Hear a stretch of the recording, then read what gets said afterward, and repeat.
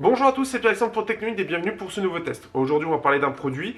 Je vais essayer d'être très rapide en moins de 4 minutes, mais je suis pas sûr de tenir. Vous avez les TRN BT20. Les BT20, qu'est-ce que c'est? C'est un système True Wireless pour écouteurs détachables. C'est-à-dire, par exemple, vous avez les ZSN ici, donc à peu près comme tous les KZ, donc avec le stem en 2 pins 0,75 mm.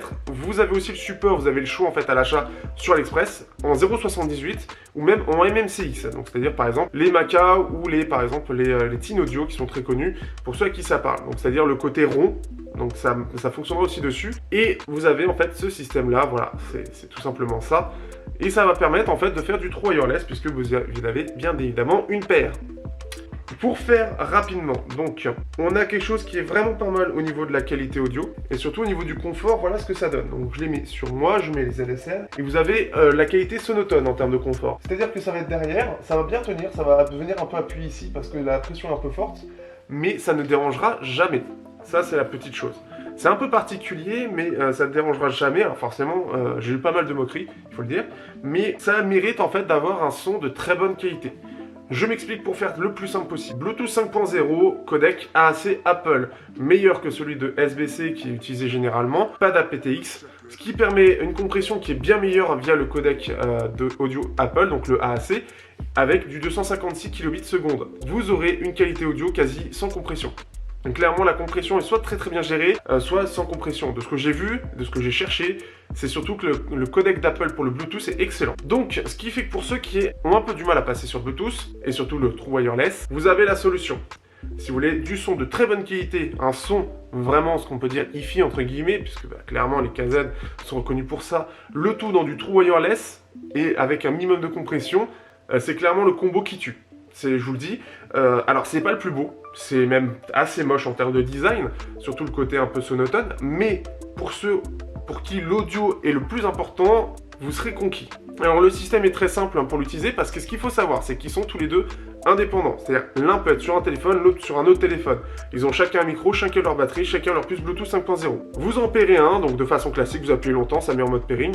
Vous appuyez l'autre, les deux vont se pairer automatiquement et après, bien évidemment, celui-là, vous le pairez au téléphone.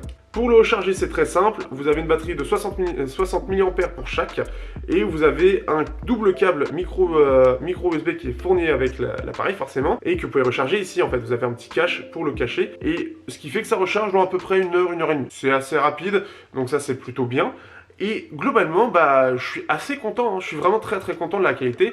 Et je pourrais même vous dire que par rapport aux versions câblées, les BT3 que j'avais testé il y a quelques temps, les KZ, le son est meilleur. En effet, le son est vraiment naturel et agréable. On n'a pas ce côté agressif qu'on pouvait avoir sur les BT3. Et on a même un petit creux dans les hauts médiums, là au niveau des voix ou des instruments un peu aigus.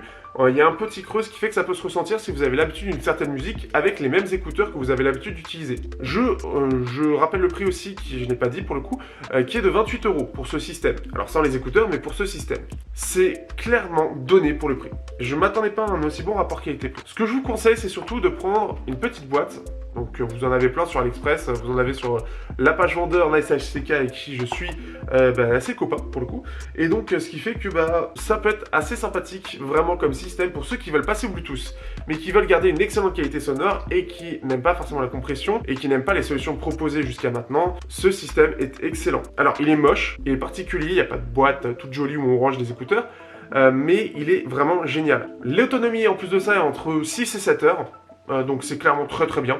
C'est vraiment très bien même, je ne m'attendais pas forcément autant. Et je trouve que pour une première solution sans fil pour des systèmes détachables, la qualité sonore est au rendez-vous, la compression est quasiment pas présente parce qu'il utilise essentiellement le codec AAC d'Apple qui est excellent au niveau compression et niveau rendu, donc vraiment très bien.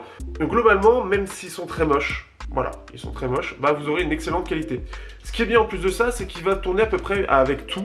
Donc moi personnellement avec tous les KZ que j'ai testés, alors les ZS10, ceux-là donc les KZ ZSN, ça tournait très bien. Sur le forum Edfish, j'ai regardé un petit peu, il y en a qui ont testé avec d'autres systèmes puisqu'on a le 0.75, 0.78 et en MMCX en termes de connectique, donc vous avez le choix sur AliExpress, attention par rapport à ce que vous avez. Et ce qui est bien, c'est que même sur des trucs un peu plus haut de gamme, ça va les alimenter correctement et le son est aussi au rendez-vous. Les gens apprécient vraiment, la solution est vraiment appréciée par les amateurs audiophiles, donc c'est-à-dire c'est même pas que moi, c'est que le retour global des gens est vraiment apprécié. On a une portée de 10 mètres entre les deux appareils. Ça peut arriver qu'il y ait un drop, donc une perte de connexion d'une des deux, mais c'est au pire une fois dans la journée. Ça peut être sinon une fois tous les 2 jours, ça arrive de temps en temps, ce qui est logique, ça arrive même avec les AirPods, hein, vous inquiétez pas, mais ça, c'est plus rare, mais clairement c'est vraiment très très stable. On est sur du Bluetooth 5.0, aucun problème sur la connexion. Globalement, c'est vraiment un système étonnant, je m'attendais pas à voir ça aussi vite, et clairement pour ceux qui veulent, voilà, encore une fois, du son d'excellente qualité avec une compression minimale et le tout en true wireless, ce système est actuellement le meilleur. En tout cas, en plus en Bluetooth en détachable et pas très cher, c'est clairement ça. Pour ceux qui se posent la question, si vous prenez les casettes ZSN avec ce système, bah ça vous fait une quarantaine d'euros. Quarantaine d'euros pour avoir un son excellent, quasi sans compression et bien meilleur que ce que la plupart des écouteurs qui sont proposés jusqu'à maintenant proposent, et le tout avec une autonomie qui est de 6-7 heures, donc dans la moyenne des versions câblées. Que dire de plus? Un bon design, oui bah ça il faut attendre un petit peu. Il faudra voir ce que nous propose par la suite, ça reste le premier modèle, mais pour un premier modèle il est vraiment réussi. Vous avez le lien dans la description, si vous avez des questions en particulier n'hésitez pas. J'espère que le test vous aura plu et qu'il aura été assez complet, et n'hésitez pas à prendre une petite boîte encore une fois pour ceux qui veulent commander pour pouvoir les mettre dedans, parce que c'est vraiment utile pour le coup pour les ranger. Comme ça, hop, vous savez où est-ce qu'ils sont. Et quand je les mets bien, voilà, ça rentre bien. Ces petites boîtes-là sont très bien, elles sont à la bonne taille. Voilà un petit peu, en tout cas, sachez que voilà, clairement, je les recommande pour ceux qui veulent du sans fil de bonne qualité. Encore une fois, le son est vraiment très bien. Si moi je le dis que le son est vraiment bien, vraiment bien, et pas juste correct comme les anciens câbles, c'est qu'on est vraiment sur quelque chose, on va dire, presque haut de gamme par rapport à des Android. Donc c'est un son qui est vraiment de très bonne qualité, que je recommande vraiment pour ceux qui sont prêts à passer à du Bluetooth ou prêts à tester. Vous serez absolument pas déçus, et même je pense étonné, même après mon avis. Allez, à bientôt pour un prochain test. Merci aux tipeurs, n'hésitez pas à partager, liker, commenter comme d'habitude, et à un prochain test d'audio qui arrivera très bientôt, je l'espère. En tout cas, il y en a d'autres qui arrivent, et notamment un qui va arriver début d'année prochaine et que j'ai hâte de vous montrer.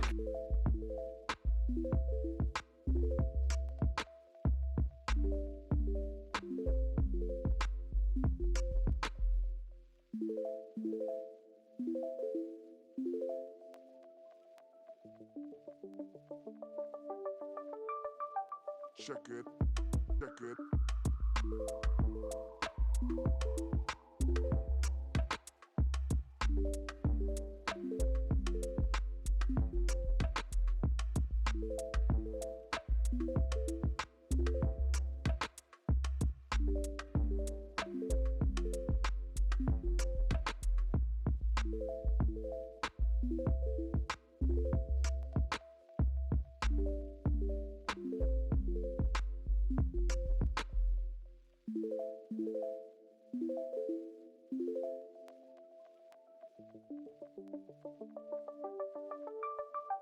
Check it.